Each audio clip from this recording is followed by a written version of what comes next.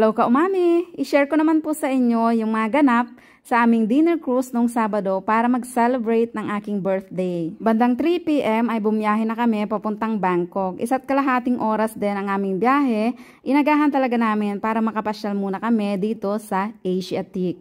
First time po namin dito at na-amaze kami dahil napakaganda pala. Napakaraming pwedeng pasyalan. Kung mahilig ka mag-shopping ay napakarami ding shop at mga restaurant. At syempre hindi mawawala ang mga pambata. Meron silang napakalaking Ferris wheel, itong carousel na sinakyan namin at meron din ghost house sa tabi. Nag-enjoy ang mga anak ko dito, lalo na yung bunso dahil first time niya lang po makasakay ng carousel. Syempre, pati ang nanay nag-enjoy din. For 150 baht per head ay sulit na dahil sobrang saya naman nila. Pagkatapos ay naghanap muna kami ng mauupuan habang naghihintay ng oras at para makapag-snack. Umulan pa nga dyan, buti na lang at hindi masyadong nilakasan. Pagdating ng 7:30 ay tinawag na nila ang mga tao para pumila at para ma-check ang aming mga ticket. At medyo na-stress kami dyan dahil napakarami palang tao at napakainit din. Buti na lang hindi naman nagtagal at pinapasok na nila kami. Ito po palang sasakyan namin ay ang Royal Galaxy Cruise. Pagpasok sa cruise ay i-welcome ka na ng mga Thai ladies na nakasuot ng kanilang traditional dress. Ito po pala ay may 2 palapag at pangatlo naman yung deck.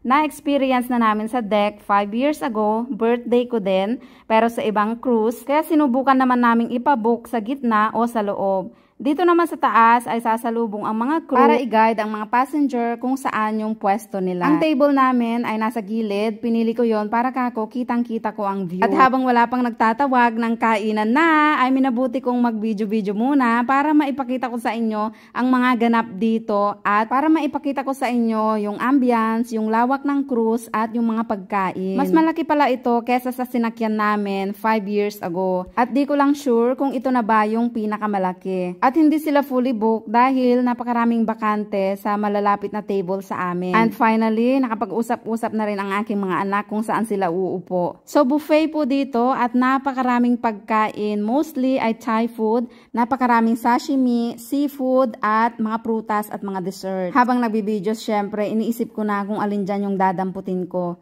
Hindi pa dito nag-a-announce na pwede nang dumampot ng pagkain kaya nagkaroon tayo ng pagkakataon na malapitan at makuhanan ang mga pagkain na wala pang tao. At hindi ko na rin masyadong ikakat ang video dito para kitang-kita nyo naman yung dami ng pagkain, yung mga tao at yung ganda ng mga pailaw dito sa loob.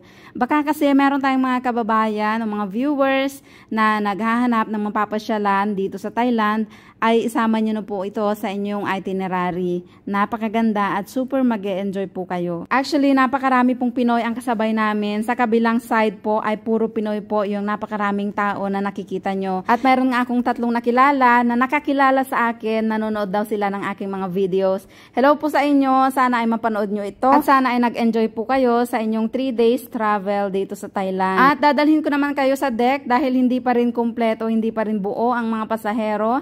At habang hindi pa nga nagtatawag ng kainan na, ay dadalhin ko naman kayo sa deck. Pero teka, wait lang. Mukhang naihaw na itong mga seafood ni Kuya. Tinanong ko siya kung pwede ko na bang kunin yung aking parte, ay hindi pa daw. Kaya tara, umakyat muna tayo. Mostly dito sa taas ay mga table for 2. Romantic kasi yung ambience dito. At para silang mga Madam Auring, meron silang pailaw sa gitna ng tables. Dito kami pumwesto noon pero sa ibang cruise.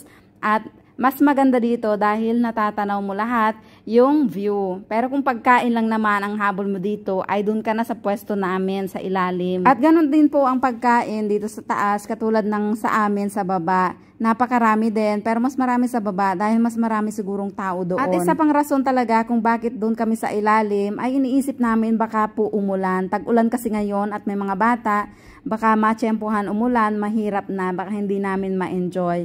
Pero this time ay hindi naman po umulan at nag-enjoy naman yung mga nasa deck. Pero parang nagsisisi na ako na sa ilalim nagpa-reserve dahil napakaganda dito at meron silang napakagandang music at pinapatugtog pa yung favorite song ng aking asawa.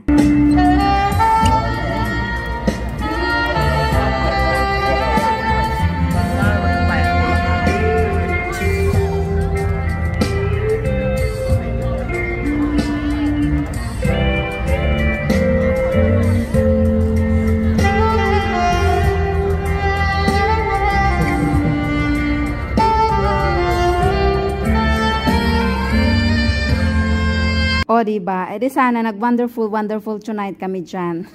Pero sa baba naman ay meron ding singer. At ito po pala yung iba't ibang mga cruise ship dito. Merong Chao Phraya Princess, merong Chao Phraya Cruise, merong River City, merong White Orchid at Shangri-La Cruise, Wonderful Pearl, at itong sinakyan namin na Royal Galaxy Cruise. At sa presyo naman, I think 800 baht yung pinakamura at itong sinakyan namin ay 1,200 plus baht. May mga mas mahal pa, yun na siguro yung pinakamalalaki. At kung gusto nyo makita at maikumpara, siguro i-google nyo na lang yung top 5 dinner cruise in Bangkok. Ito yung River City. Dito kami sumakay noong first time namin at yun nga yung mahigit 800 baht lang. At White Orchid Cruise yung sinakyan namin. At this time ay kumukuha na po ng pagkain yung aking asawa at ang aking mga anak ay nakakain na rin.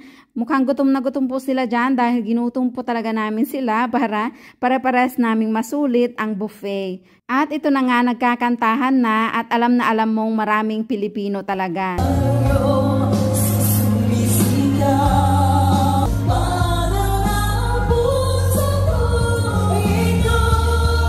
O, diba? Tayo po ang singer pero kumakanta ng Tagalog. Parang nasa Pinas lang tayo.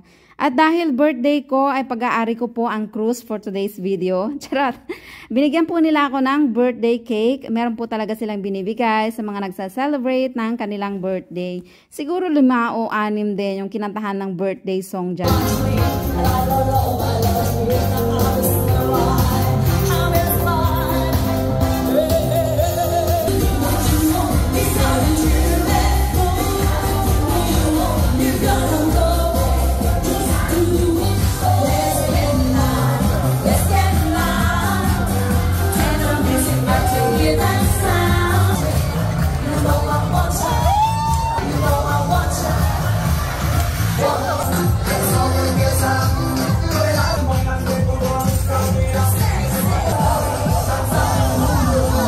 At alam na alam mong maraming Pinoy kung merong ganitong kaguluhan at sayawan. Puro Pinoy po pala talaga yung mga nasa kabilang side at di na nga sila naawat sa pagsasayaw. At syempre, feeling close tayo, nakipagsayaw-sayaw na rin ako. At natahimik naman nung merong nag-perform ng Thai cultural dance.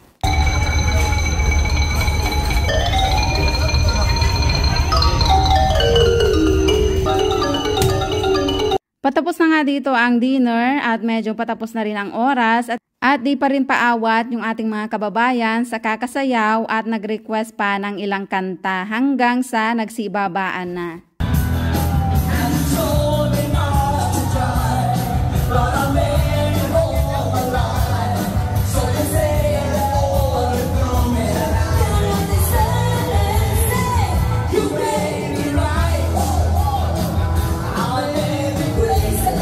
At hanggang dito na lang mga kaumami. Sana ay nag-enjoy na naman po kayo sa panibagong travel and adventure namin dito sa Thailand. Isang happy birthday naman dyan kaumami. Thank you for watching. Bye!